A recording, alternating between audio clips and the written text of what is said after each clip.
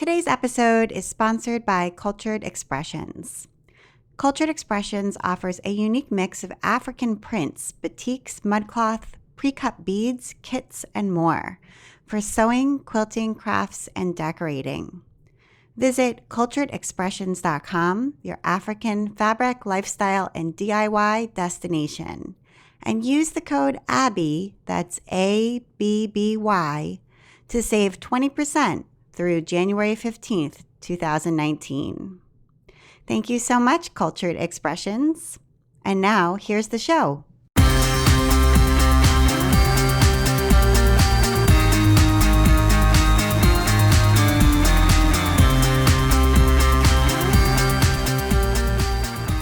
Welcome to episode 135 of the While She Naps podcast. I'm Abby Glassenberg.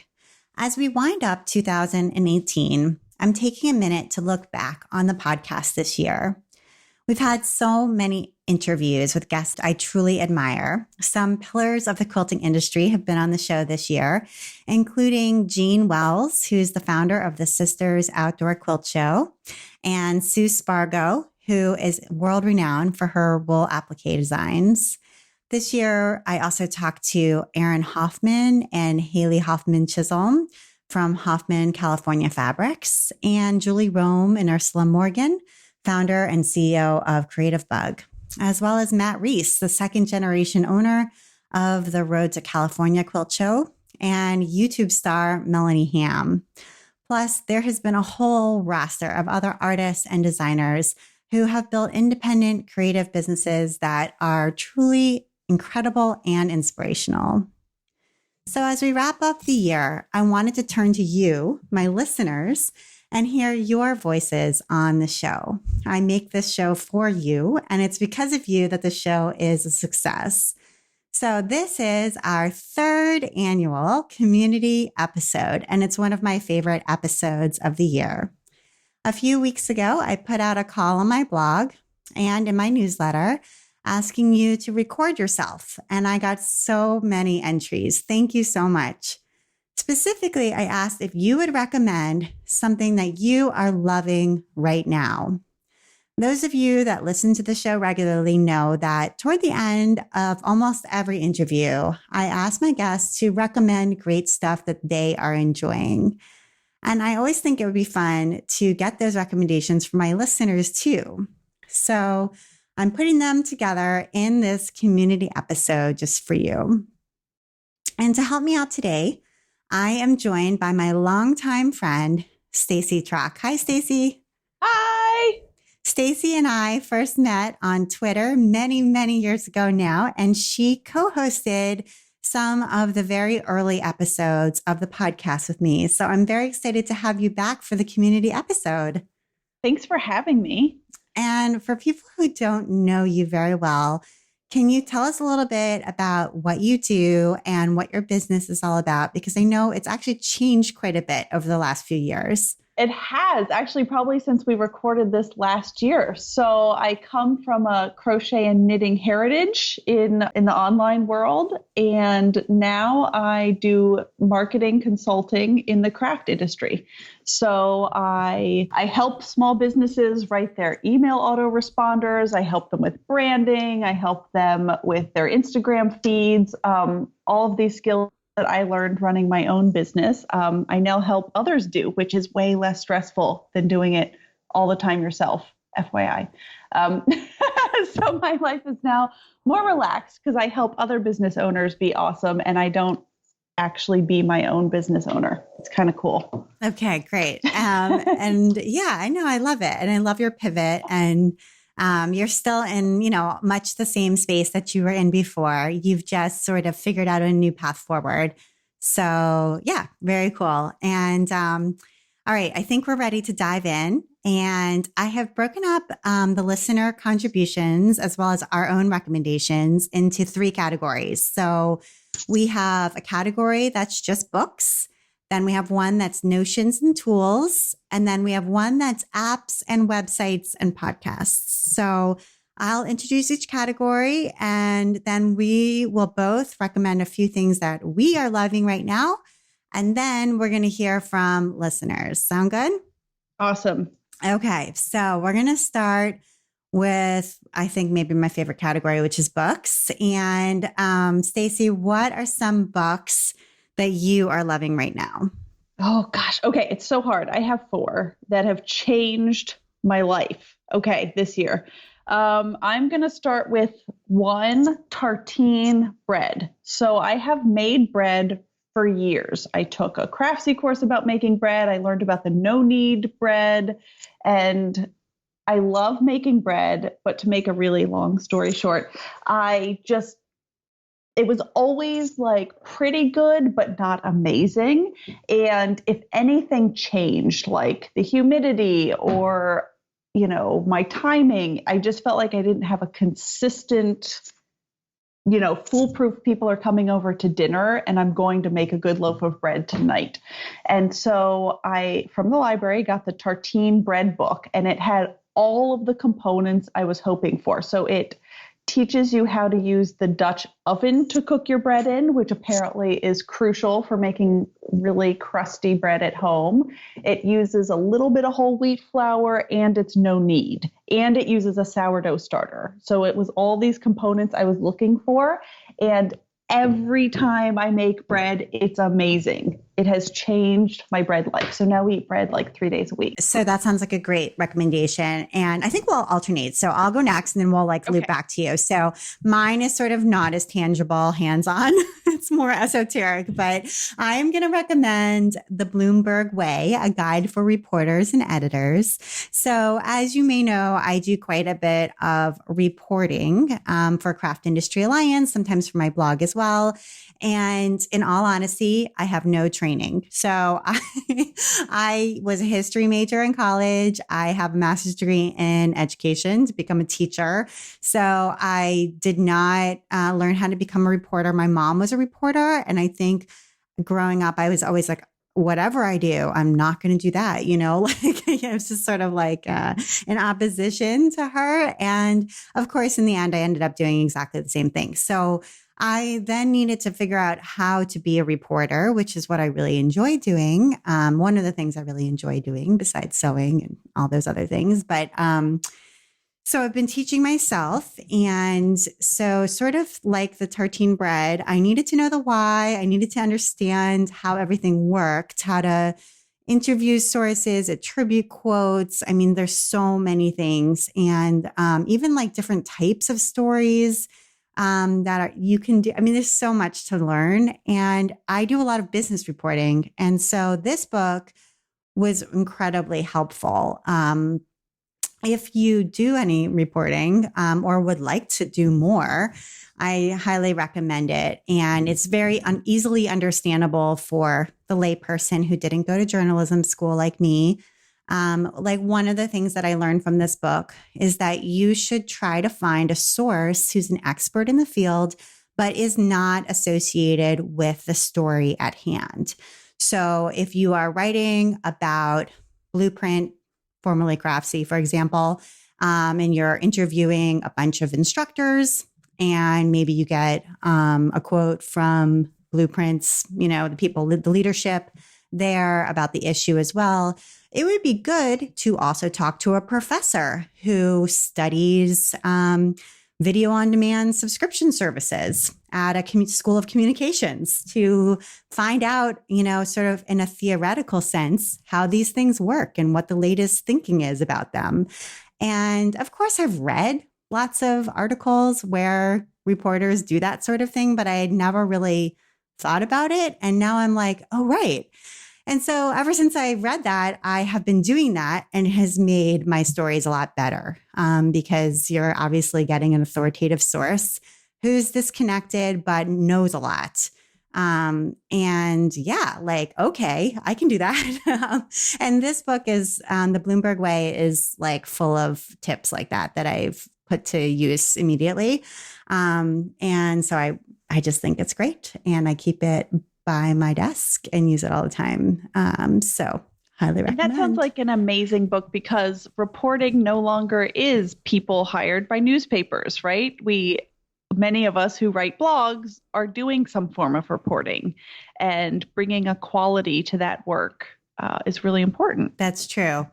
Absolutely. And yet many of us don't necessarily really know. And I like know how. And I think a lot changed for me when I started actually making phone calls for my blog. Like I kind of remember that change when it was like, I'm just writing a blog. And then I'm like, I think I need to call somebody for this. And then it was like, wait a minute.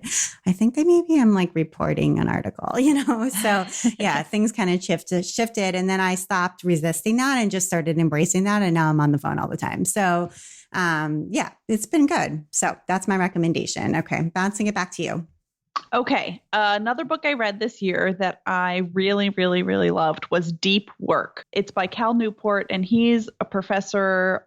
I don't even know on what. And he wrote this book like in his spare time. And the book is about setting aside time to do deep work. So work where you're not distracted, where you're actually thinking and doing good work. And now that I say it, it sounds sort of obvious and kind of ridiculous, but we have a world of distractions and we think it's completely normal to like get a phone ding every 5 minutes. And I know I was brought up to think that multitasking was like wonderful. And so I'll do this and that and this. And we often rob ourselves of the ability to do really great in-depth work because we're always just kind of doing everything. So I thought it was a great read. It definitely made me think more about how much time I spend on easily distractible sorts of tasks and sort of segment my day differently. Gosh, I love that. And I always tell my kids, be a creator, not a consumer. And then I try to tell myself that. Also, in both of what we do, part of our job is staying informed on what are the latest trends, what's going on. And so it's really hard to divide that line between, oh, I'm just looking around to stay on top of things and, oh, wait, I haven't done anything. I've just clicked on stuff. Yep, 100%. Totally. Okay, my next recommendation is called Bible Nation, the United States of Hobby Lobby. This was, I think, the best book that I read this year. And I read pretty slowly because I read at night. I read books at night before I go to bed. And by like the time I get in bed, I'm often quite tired. So I only sometimes get to read like a few pages before I fall asleep. So I don't read that many books in a year, but this one really rises to the top. So this is a book that's about the Green family, which is the family that owns Hobby Lobby.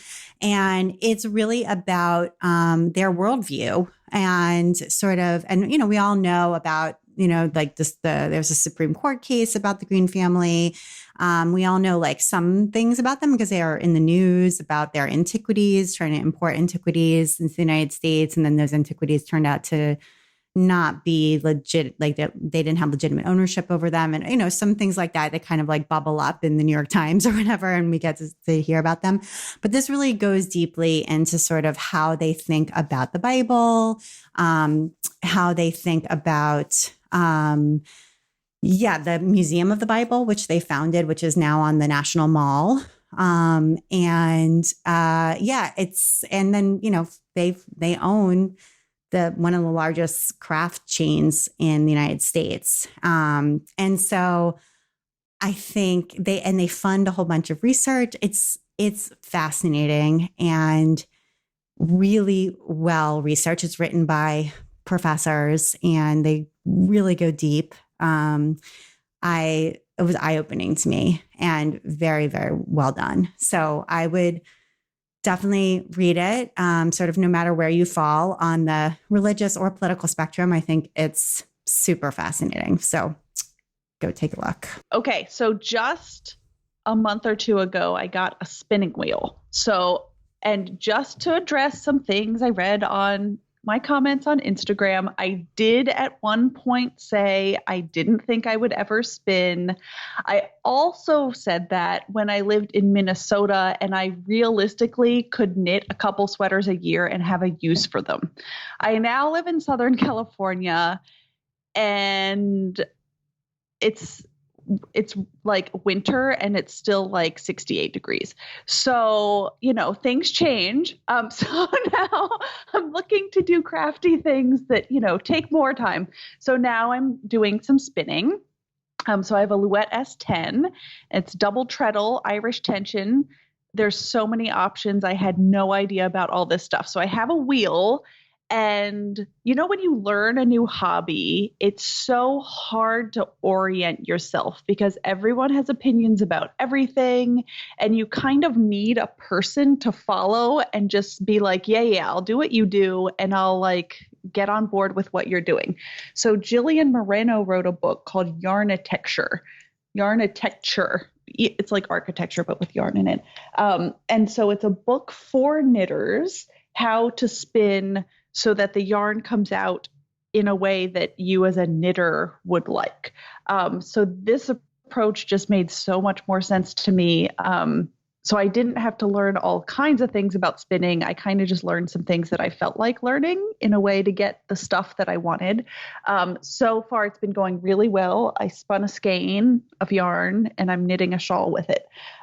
So for knitters who are thinking of spinning, I really recommend Yarnitecture as like the gateway because I felt really overwhelmed by a lot of the other resources out there.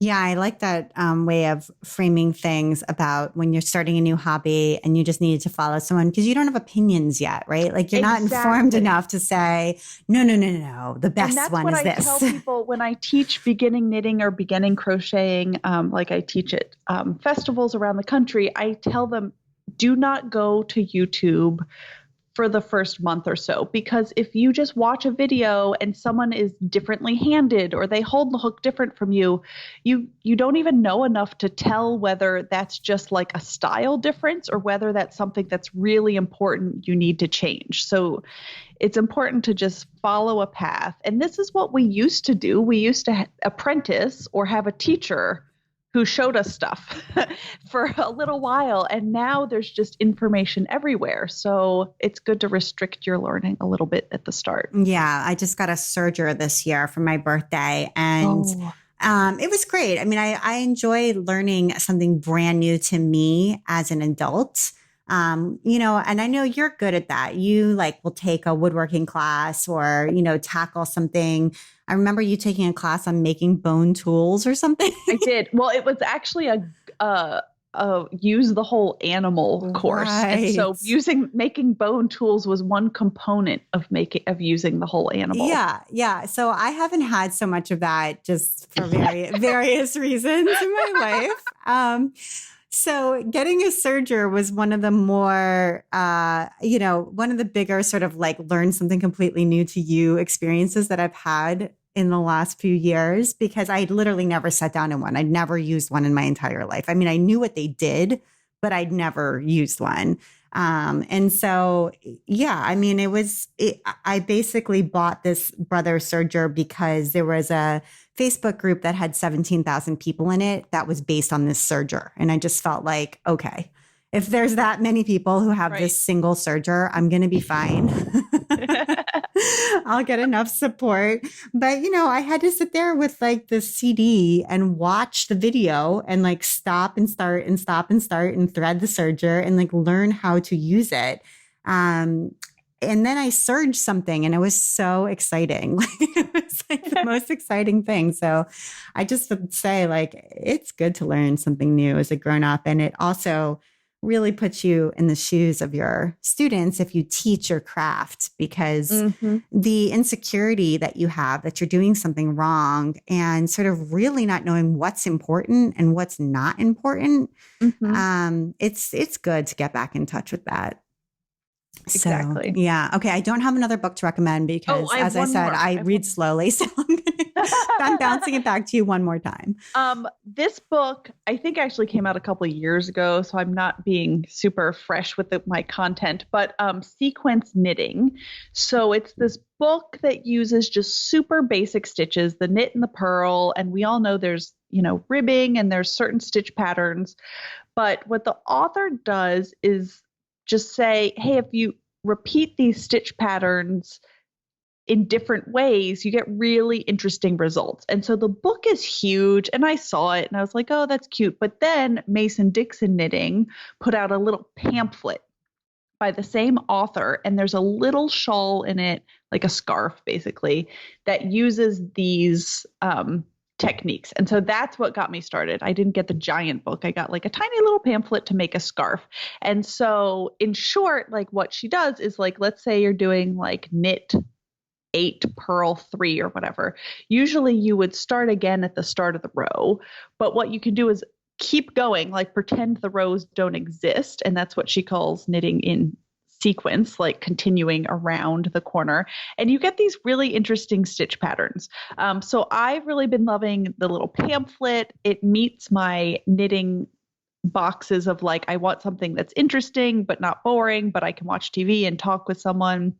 The only downside that is probably solved by the real book is that in the little pamphlet, because it's so compressed, you don't see images of what each stitch pattern looks like. So I've talked to some other friends who are doing it, and we both sort of are all sort of like, yeah, that one looked funny. And I kind of don't know, like, if it's because I messed up or if it's because it's supposed to look like that. So then there's some going on Ravelry and trying to zoom in on photos.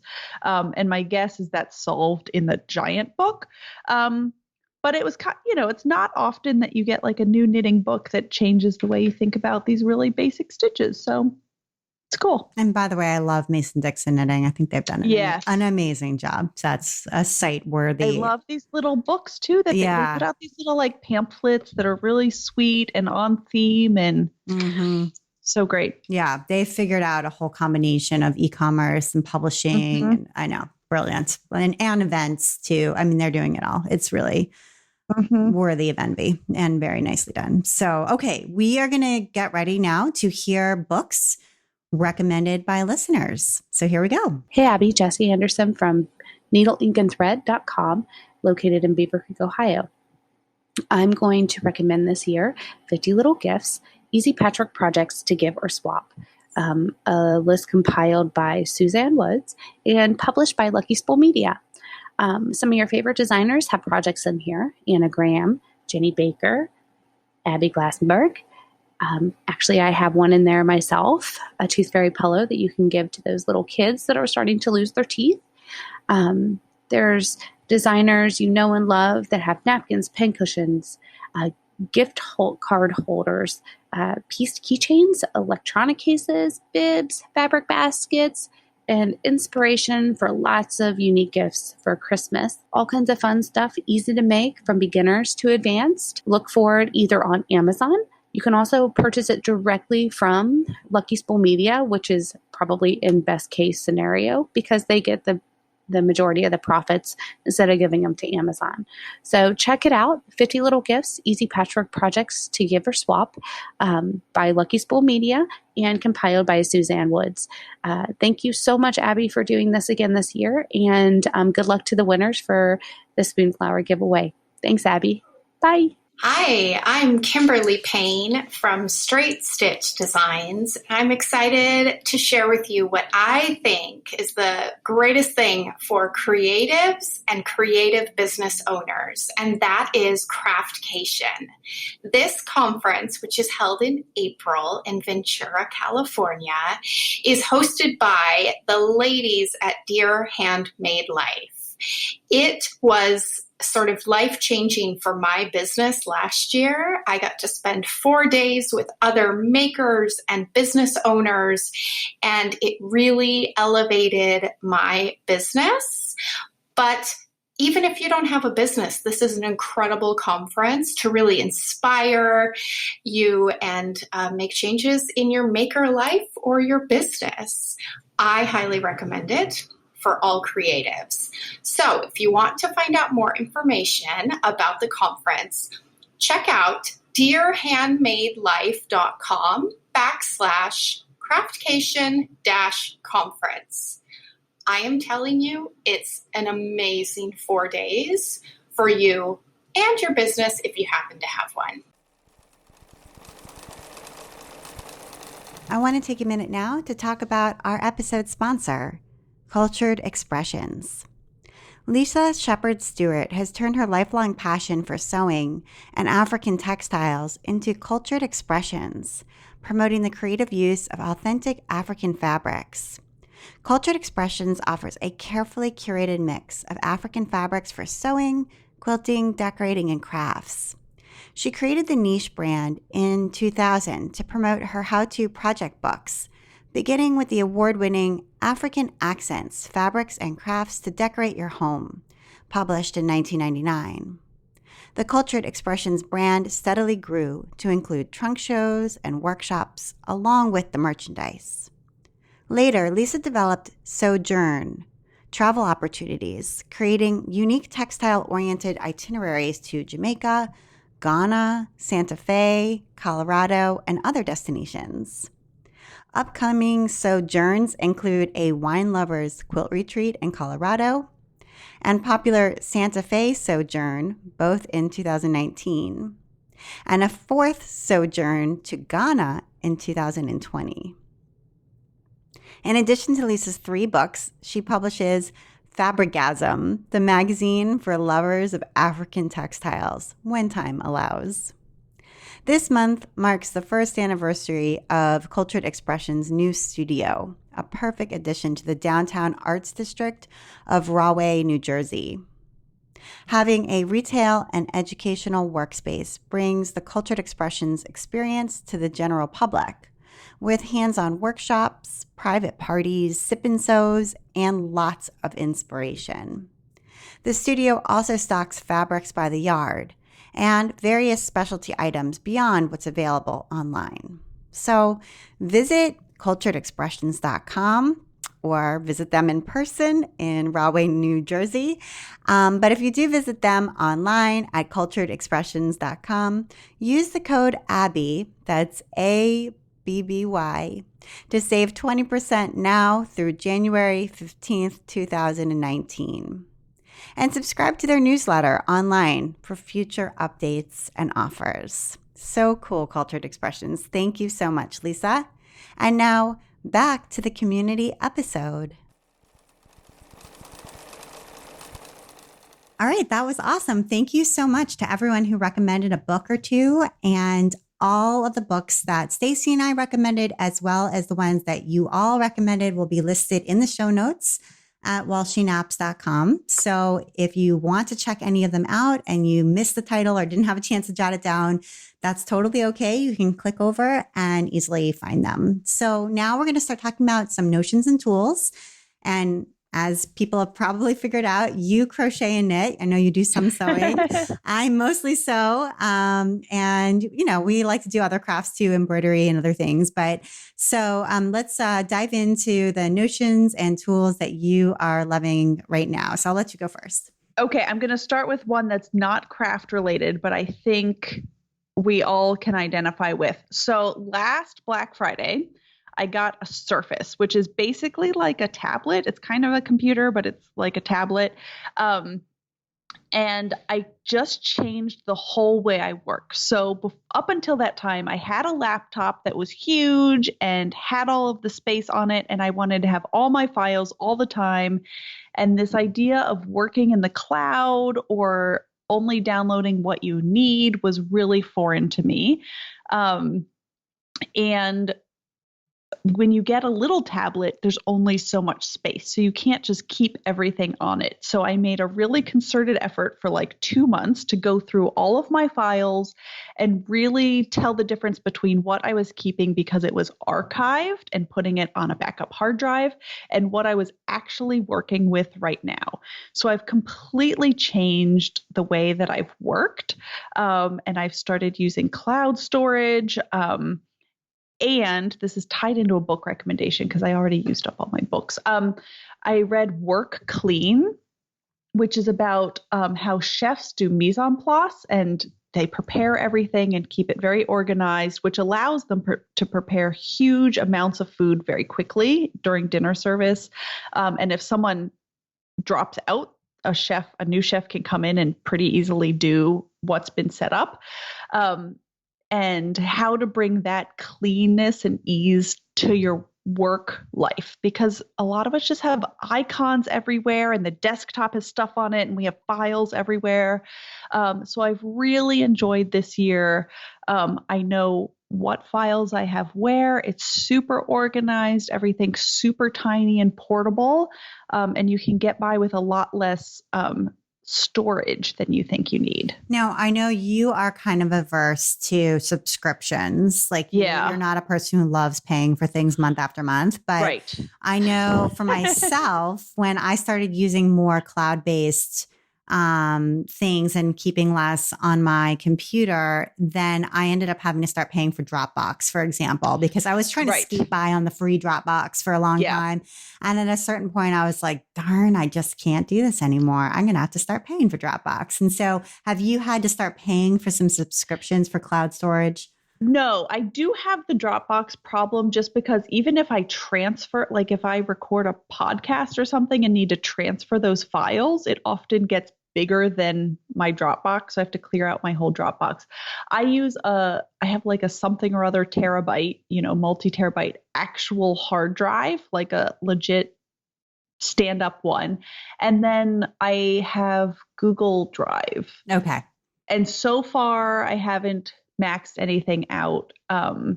So things like photos and stuff like that, I keep on a legit hard drive. And also part of this culmination process, every month I empty all of the photos off of my phone because I take a lot, and I pick out the best ones and I put them in a folder that's separate. And then at the end of the year, I print one of those Shutterfly books of my daughter. And so we have a printed like summary of the year in a cute little book, which is solving that problem of like the abyss of photos that never go anywhere or do anything. You are so good because I have 3 daughters, and daughter 1, there's tons of photos. Daughter 2, it's a good amount of photos. And daughter 3, she has a baby book and she has a book of her first birthday. She's 7. She's going to be the 8 in like 3 weeks. That's it. Like there's 6 years of no photo. No, I mean, I have tons of photos of her. They're just none of them are printed. Well, you can start we make one for each like epic vacation we go on.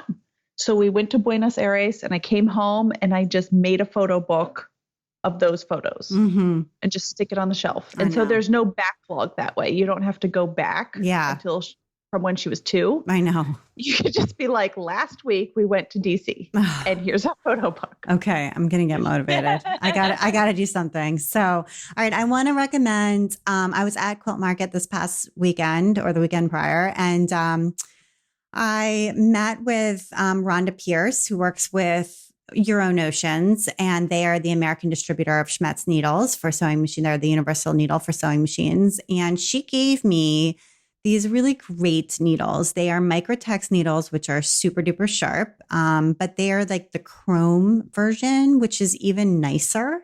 So they're like strong and sharp. If you think about it that way. And so I came home, I popped them in my machine as soon as I got home, and I've been sewing with them all week.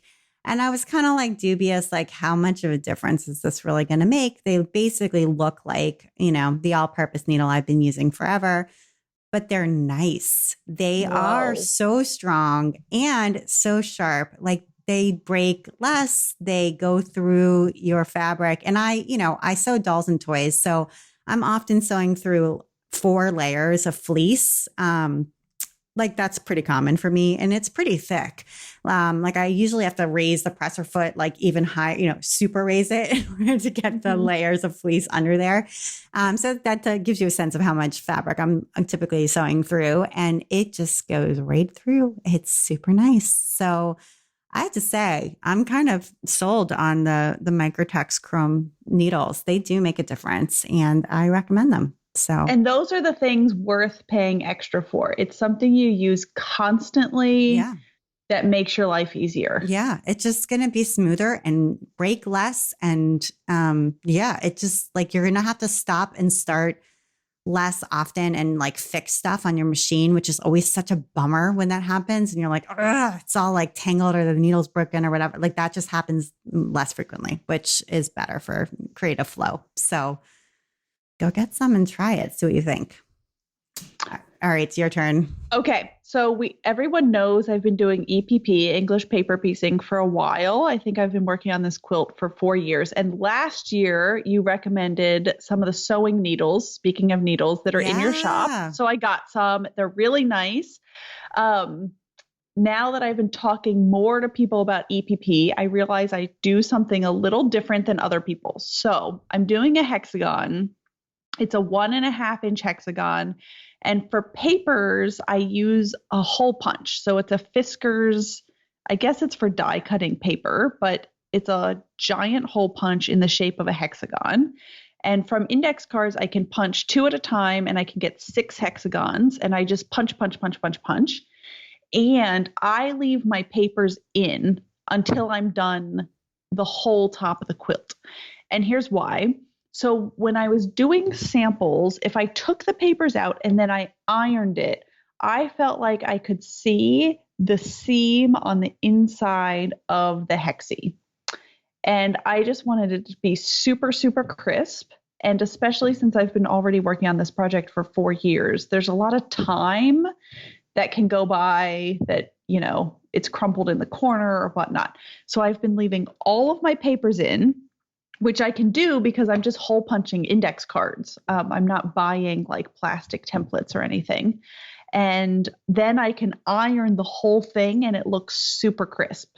So I have no idea how annoying it's going to be to take them all out. I think the answer is a lot, but that's what I've been doing. And I know that's very controversial because most people take the paper out, but I just really love the crispness. No, I leave my papers in there. Do you use a glue stick to adhere them temporarily while they're in there?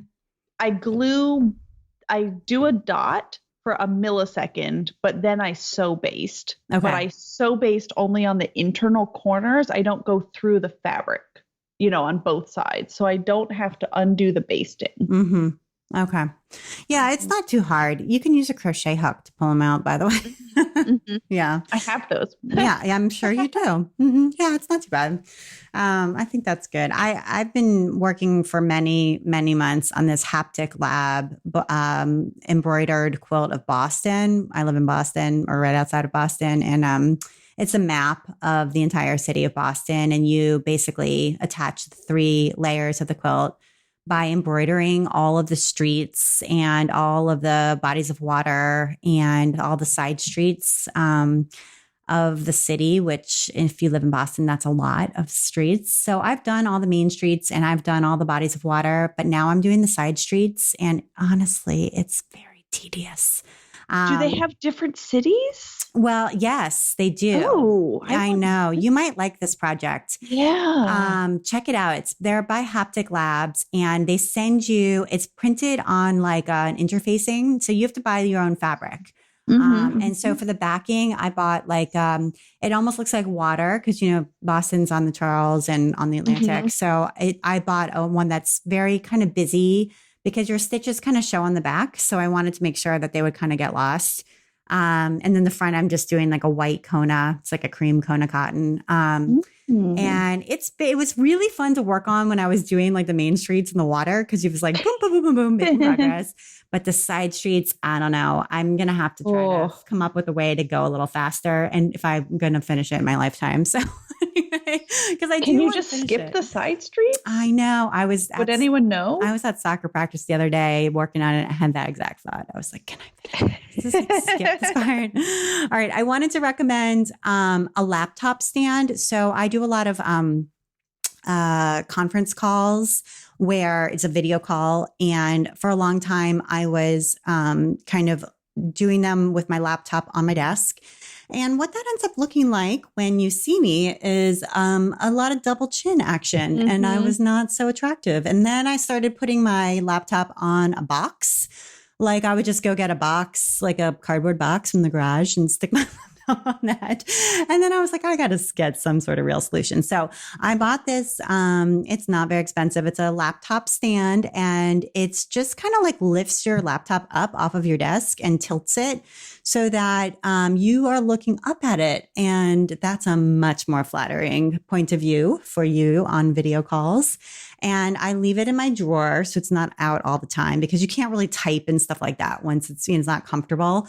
When I have a conference call, I pull it out of my drawer and I stick my laptop on it and then I look much more presentable. And I also keep lipstick, by the way, in my office. I just like put on my lipstick anyway, so it's my little tips for conference calls. But mine is made by Rain Design and it wasn't expensive, works great. I've used it for a while now. And is there space under it? Like, could you write and take notes kind of under it? It's really compact. Yeah. I have like a MacBook Air. And it's about the size of that. So yeah, I've got plenty of more space on my desk, but I like to just put it away when I'm not using it. But yeah, it's lightweight. So recommend that. All right. We have time for you to recommend probably like one more thing. Okay. This is a quick thing. Okay. On my Christmas list for this year is twill and print enamel pins. So I think we all have our little stash of enamel pins, but twill and print makes all these craft ones, and they have these rotating ones. So like there's one that says like just one more, and it can be like row or like one more coffee, and it like rotates, and it's like a little wheel, and they have row counters, just super cute, creative crafting enamel pins. Oh, lovely. I have a collection. Do you have a collection of crafting? I do. Me too. I do. And do you have like a way to display them? Did you make something?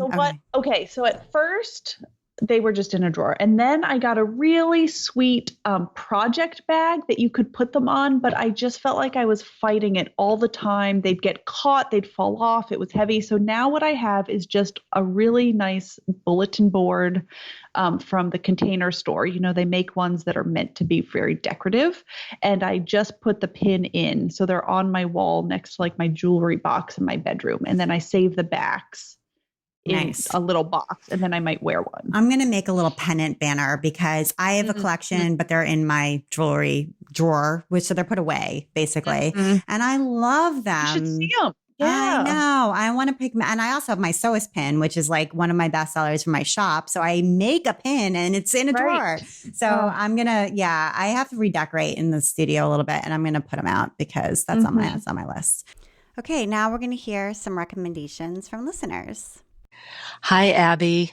I appreciate your podcast and the many other things that you do and you offer to us. And hi, fellow listeners. I'm Joan Olson, and I live in Northern Illinois. My website is greensheepstudio.com. I'm calling in today to recommend Daylight light bulbs. In my business, I make blankets from repurposed felted wool sweaters, and I'm quite dependent on good light for seeing the fabric color accurately while I'm working on the design stage. But where I live, especially at this time of year, there's no guarantee of a ton of sunshine. And right now, it actually starts to get dark by late afternoon. So after doing some research, I bought 6,500 Kelvin light bulbs, as well as a 3-bulb floor lamp. I just went to my local big box home improvement store. And that tool has made a world of difference in providing the consistent light that I need to design and to sew. So I don't really think that brand matters in this case. I'm just recommending the generic tool. But I have one caveat. I'm also careful to turn them off as evening approaches because I don't want to mess with my sleep-wake cycle. Thank you, Abby. Hello, my name is Donna Westerkamp from Lombard, Illinois. My website is donnawesterkamp.com. I'm recommending full-line stencils. You apply the chalk with your quilt pounce pad, and it goes right through the stencil. It is fast and simple and an easy way to mark your quilt. I bought mine at a quilt show, but they do have a website called fulllinestencil.com. Thank you. Hi, my name is Kelly Robinson, and I am from North Texas. I'm on Instagram at Texas Farm Gal. The product that I love today is a little needle threader by Bohin Needles, Bohin. It's a little French company, and you may have heard of their needles before, but I swear the eye of the needle gets smaller and smaller every year. So this little needle threader, you just put the eye of the needle down in the little cup, you lay your thread across, and you push a button, and voila, it's like magic. The needle is threaded. I was spending so much time trying to hold my needle up to a light and get it threaded, especially at night when I'm sewing in the evening. And this is just like magic to me, and I just love it. So check it out, and I love your podcast. Thank you. I am Leanne Nagel from Grand Rapids, Michigan, and on simplycleverdesigns.com, I'd recommend the Bobbin Buddies, which can be found on amazon.com. They are hands down the best time-saving item I use while sewing. I never have to waste time matching my bobbins and thread since the Bobbin Buddies keep the bobbins attached to the thread. Thank you so much, everyone, for the great recommendations. As a little reward for listeners who are brave enough to record their voices and give me permission to play the recordings on the air, we are going to draw some names from everyone who contributed and give away 2 fantastic prizes. First up, we have an awesome gift from Spoonflower, the print-on-demand fabric company. One lucky winner will get a $35 credit to spend on Spoonflower, plus a Spoonflower sample pack with samples of all the fabrics and materials available, including the wallpaper and the gift wrap, and a copy of the Spoonflower Handbook, a DIY guide to designing fabric, wallpaper, and gift wrap with 30-plus projects, which is a beautiful book published by Abrams. So altogether, this gift is valued at $60. Okay, I've got all of the names of everyone who called in on a little slip of paper in this box, and I'm going to close my eyes and pull one out. So the winner of the Spoonflower Prize is Donna Westerkamp. Donna, congratulations. I have the Spoonflower Handbook, and it's so good, so I'm really jealous of that prize. Our other prize is from the lovely people over at Chronicle Books, and they've published a beautiful new notebook for artists and makers this fall. It's called the Go-To Notebook with Mohawk paper, and it was designed by creatives for creatives. The Go-To Notebook includes superfine paper, project planning and tracking pages, a pocket for storage, a silk ribbon marker, lay flat binding, and a tactile cloth case. And they come in 2 different colorways with either lined or dotted pages. So one lucky winner is going to receive 2 of these beautiful notebooks. All right, one more time. I'm putting my hand into the box. Give it a good shake. Pulling out a name. Let's see. And the winner of the Chronicle Books prize is Trixie Simons. Trixie, congratulations. I know Trixie lives in Australia, so that's awesome. Congratulations. Congrats! That sounds like a really amazing package. And our final category is apps and websites. So it feels like there's always so many new things in this category. So many. And it's always being refreshed. So Stacey, what apps or websites are you enjoying right now? Okay. It's such a, okay. There's so many. One thing that has changed in our house this year is we got an Alexa or an Amazon Echo. And so I can't say her name too loud or she'll start talking at us. So we live in I don't know where we live, in like this hole where there's no radio. So we don't get radio reception. And I only got this Alexa thing because it was like on sale for $30. And I was like, well, that's a good price for something that can just be a radio, you know? So I wanted to listen to NPR, and you plug it in the wall and it syncs with your Amazon account, and you say like, hey, Alexa, play NPR, and it'll do it. But then it does all this other stuff. So one huge advantage, which was the second reason I got it, was my daughter can use it without her being on my phone. So in our house, she's not allowed to touch the phones. But if we wanted to play music, I would put Pandora on my phone. And so then the phone was becoming this really interesting thing that did all these kinds of things. Or if she wanted to know something, I would look on my phone, and I really didn't like the phone becoming such a thing. So now she can just go ask Alexa how to say something in Spanish or what the weather's going to be. So we don't use a lot of the features, like we don't order anything from it, but it's just like a great little Google radio thing that really wasn't that expensive. So we're really into that. Yeah. There was just an article in the most recent issue of The Atlantic about Alexa, and they describe exactly that same reasoning about families with young children and the reason why they get one, so that the phone doesn't become the nexus of like engagement. Exactly. Right. Yes. That's so funny that you said that, because it's exactly what they said. And I have teenagers, so, it's a whole different situation over here. But we don't have one, and I'm a little fascinated by one. So I have to spend some time interacting with one at somebody else's house and see what I think. Well, the other thing we can do that we do use is you can drop in on people. So I got my mom and Alexa, and you can just say like, drop in on, mom or whatever, and try not to say any of these things too loud, because I like call my mom. And I think it can sync with your phone. So if you're a family that Skypes often, and there's all these networking things you can do too. We Yeah. don't use it that often, but you know, it's cute. Yeah, that's cool. All right. I wanted to recommend a new way that I am changing my link on my Instagram profile. So for a long time, I was using Linktree because, you only get that one link on Instagram. And I, of course, would like it to link out to a bunch of different things. But Linktree was getting kind of buggy. And I noticed that people were using something different that I liked better, which is link in profile. I don't know if you use this, but I really like it. And I noticed it first from a bunch of food bloggers because it works really well for them since they are posting a picture of a recipe, of a dish like cookies or something like that. And when you click the link in their profile, you see that exact picture of the cookies. You see a whole grid, their whole grid, basically, and you just click the one that you wanted and it takes you right to their blog posts where it shows you the recipe for the cookies. And so it's really, really visible, but basically it makes your entire grid clickable.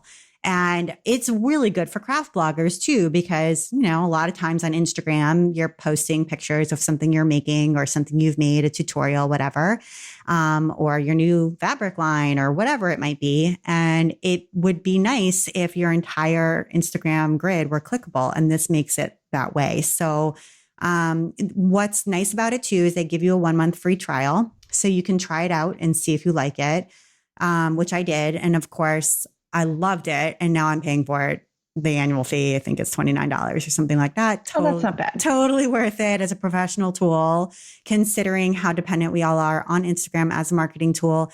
It also, when you start paying for it, I actually even think with the free trial, they give you really nice statistics. So you can see how much engagement your photo is getting, and how many clicks it got, et cetera, at a glance. And it works on desktop. You can see those analytics on desktop. You can change things on the desktop too. And it's not just on mobile. So you can add descriptions and change the link and that kind of thing on your desktop computer. So how do you do the upload? Like, is it very connected with Instagram? It is. Basically what you do is you're in your Instagram on your phone, you do the caption, upload the photo as normal, and then you can just paste a link into the caption. Obviously, that link isn't going to be clickable in the caption, but that tells link in profile that there is a link there, and it just automatically makes it clickable when people go to your profile link. That's amazing, because that's what was so annoying about Linktree was that you kind of had to go to your desktop, you put a thing in. Yeah, that's really good. This is better. I think it's better. I've never had to be buggy in the couple months I've been using it, and it's professional. I love it. So I get it. I don't see why anyone wouldn't get it. I also just think Instagram should buy it and just make it standard. It just makes Instagram better. To me. Or make links clickable. Just do it. What are they waiting for? Do it now. I know. Okay, let's hear some app and website recommendations from listeners. Hi, my name is Kristen Esser, and my website is Simple Handmade Every Day. And I wanted to tell you about a quilting blog called Elm Street Quilts. This is from Patty Dudek, and it's full of tips and tutorials and lots of modern quilt inspiration. But what makes it unique is something that she runs once a month called One Monthly Goal. And this is a link-up post where anybody with doing any kind of quilting or knitting or crochet, basically fiber and yarn, fabric and yarn, can set a goal for what they want to accomplish that month and take a picture and link it up on the blog and look around at other people's link ups for inspiration. And then at the end of the month, check in with how they did, again with a picture and a link up. And she runs prizes, and it's very cool.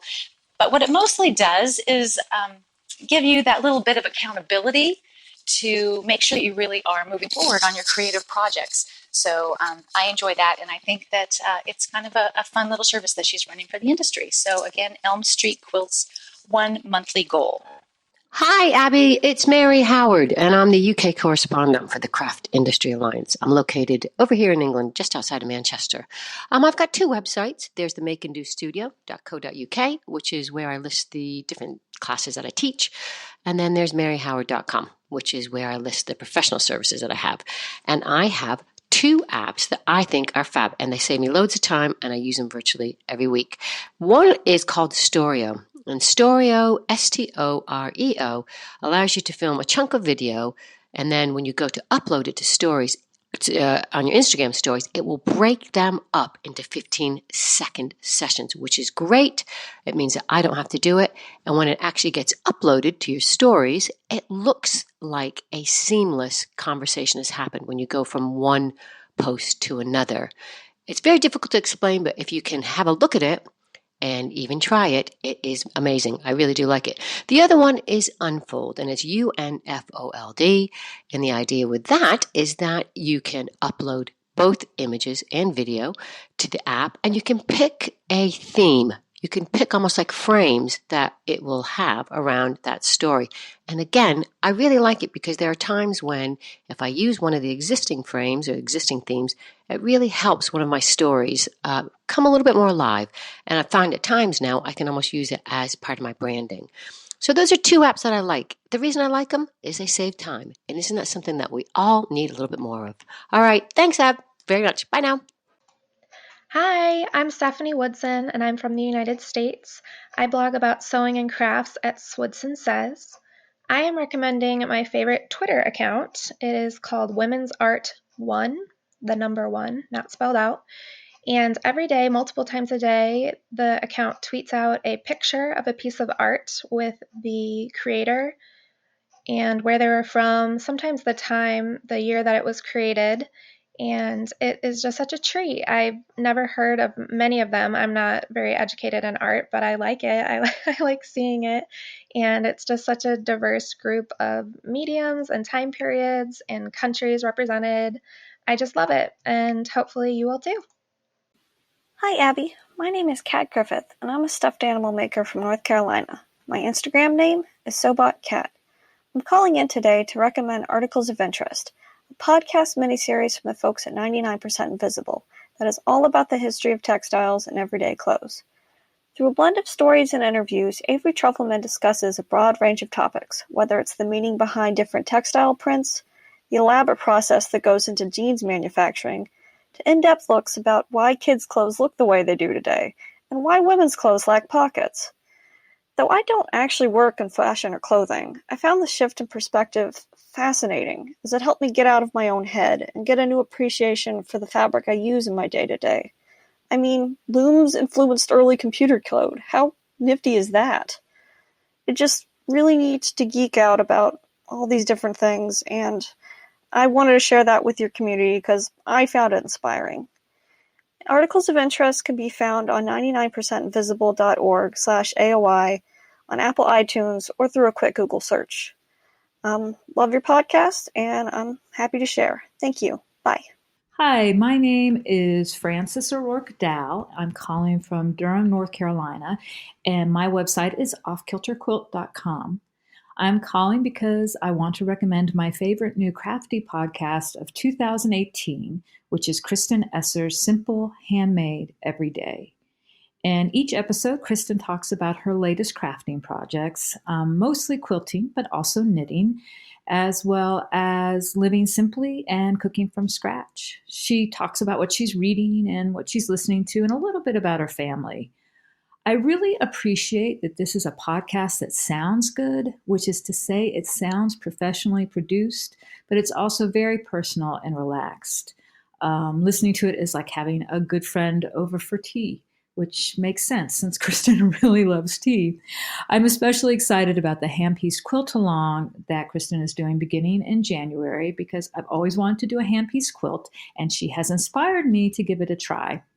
Anyway, listening to Kristen is really like spending time with a friend, so I highly recommend Simple Handmade Every Day to all crafty podcast lovers. Kristen's website is www.kristenesser.com, and that is Kristen with an I, actually with two I's, Kristin. Okay, thanks a lot. Hi, Abby. My name is Gay Barrett from Selma, Indiana, and I want to recommend that everyone go to thestitchtvshow.com.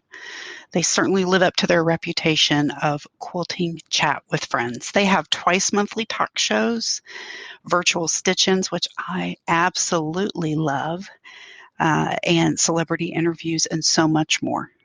So I find Pam and Lynn to be funny, and yes, there's a difference between fun and funny, and informative. They are my virtual quilting buddies, and every time I set up my sewing machine and get out that fabric, Pam and Lynn are behind me just talking away, and I love every minute of it. So please check them out at thestitchtvshow.com. I'm Kim Artucci, and I live in the Virginia suburbs of Washington, D.C. I am one half of the Brimfield Girls from BrimfieldAwakening.com. And when I heard you mention the call for favorite things from your listeners for your community episode, I nearly burst out of my sewing room chair. And that's because I am in love with the Quilt Fiction podcast by Frances O'Rourke Dowell. It's called Friendship Album 1933, and it takes place in the fictional town of Milton Falls, Ohio during the Depression. It's about this unexpected group of quilters who create their own quilting bee and the stories that weave their lives together, kind of like the quilts they're making for that year's 1933 World Fair, the Sears National Quilt Contest. So the author, she reads about 2 chapters, I'd say about 30 minutes worth of her book in each podcast that drops every Friday. And since I love hand stitching, especially with Depression-era feed sacks, having this particular podcast in my ear while I sew with them, it's just something I look forward to each and every week, and I think your listeners will as well. You can get this podcast at quiltfiction.com. Thanks so much. And Abby, on a side note, I just love the work you do. Your journalistic approach to covering the quilt industry is just the best out there. So thank you so much for that service, and I wish you continued success with your podcast. Happy holidays. Hi, my name is Trixie Simons. I'm from Sydney, Australia. My blog is Coloured Buttons and my website is Sew a Softie. I'd like to recommend a podcast today. I really like listening to podcasts, although I don't always get a chance to. I sometimes wake up early and decide I'm going to listen to a podcast, but that doesn't always work because I fall asleep halfway and I need to listen again. The podcast I'm going to recommend today is called Social Media Marketing. It's with Michael Stelzner. I find there's just lots of ideas and I get a lot of inspiration from the podcast, even if the topic isn't directly related to me or really good for me. I find sometimes that the speakers just say something or have an idea that sparks lots of other ideas, and I find that really, really useful. And he also always starts the show with a new app or new online tool that they've discovered, and I find it just really interesting, and it sort of makes me aware of all the different tools and apps that are around. Thank you. Thank you so much for those great recommendations. Well, that all really great ones. Yeah, they were awesome. And that wraps it up. Thank you to everyone who participated in this community episode of the While She Naps podcast. And thank you so much to Chronicle Books and to Spoonflower for donating those awesome prizes. And thank you, Stacy, for hanging out with me and recommending such great stuff. Thanks for having me. And where can people connect with you online? So online, I am at staceytrock.com. So it's STACEYTROCK. And I'm Stacy Trock on Instagram and Stacy_Trock. I know, on Twitter. Lost out on that one. Awesome. And you've been listening to the While She Naps podcast. I'm Abby Glassenberg. Visit my blog, whileshenaps.com, where you can sign up for my email newsletter to get the best in sewing, blogging, and small business delivered right to your inbox each week. Today's episode was sponsored by Cultured Expressions. Visit culturedexpressions.com, your African fabric lifestyle and DIY destination. And remember to use the code ABBY, ABBY, to save 20% on fabrics, kits, and embellishments, and more through January 15th, 2019. And be sure to follow them on Instagram and Facebook at Cultured Expressions. Thank you so much, Cultured Expressions. And if you enjoy the show, tell a friend about it. Thank you so much, and I'll see you next time.